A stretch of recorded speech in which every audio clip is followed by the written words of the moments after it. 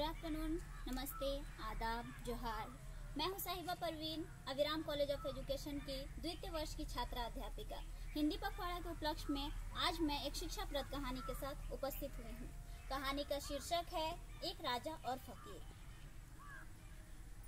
एक पुराने जमाने की बात है। एक समय में किसी राज्य में एक राजा रहा करता था। उस राजा का नाम शेर सिंह था।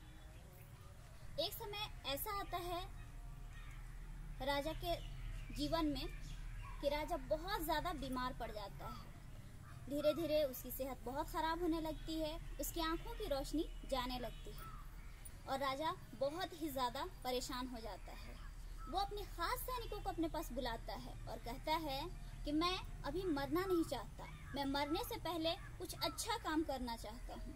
सैनिक बोलते हैं ठीक है, आप जो करना चाहते हैं वो कीजिए।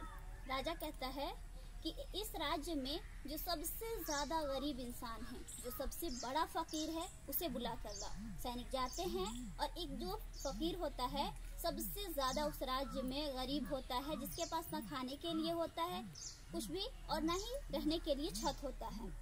सैनिक उसे पकड़ के लाते हैं। राजा कहता है कि तुम इस राज्य के सबसे ज्यादा गरीब इंसान हो, इसलिए मैं अपना आधा जायदाद जमीन जो भी है वो तेरे नाम करता हूँ। फकीर बोलता है ठीक है और राजा अपनी जायदाद का आधा हिस्सा उस फकीर को दे देता है।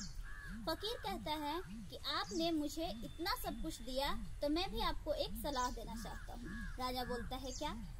फकीर कहता है आपकी आंखों की रोशनी जा रही है, अगर आप सिर्फ हरी चीजों को देखें तो आपकी आंखों की रोशनी वापस आएगी धीरे धीरे करके। राजा बोलता है ठीक है। फकीर वहाँ से चला जाता है।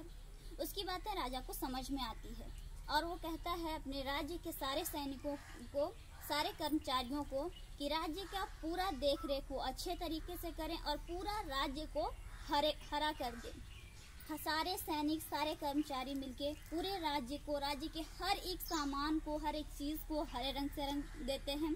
यहाँ तक कि हर एक इंसान भी वहाँ हरा कपड़ा पहनने लगता है। कुछ समय बीत जाता है। कुछ साल के बाद वो फकीर फिर आता है उस राजा के दरबार में। राजा के दरबार में आता है। सैनिक उसे अंदर आने से मना करते हैं, फिर भी वो फकीर जबरदस्ती अंदर आता है तो सारे सैनिक बहुत सारा हरा रंग लेके आते हैं और उस फकीर के ऊपर डाल देते हैं। उस फकीर जब पूछता है कि आप लोगों ने ऐसा क्यों किया, तो सैनिक बताते हैं कि एक वैद्य आया था जो राजा से ये कह के गया है कि अगर वो सिर्फ हरी चीजों को अपनी आंखों से देखेंगे तो उसकी आंखों की रोशनी वापस आ जाएगी। जिस तरह यहाँ आपको हर तरफ हरियाली दिख रहा है, बिल्कुल इसी तरह राजा के सैनिकों ने पूरे साम्राज्य को हरा किया था।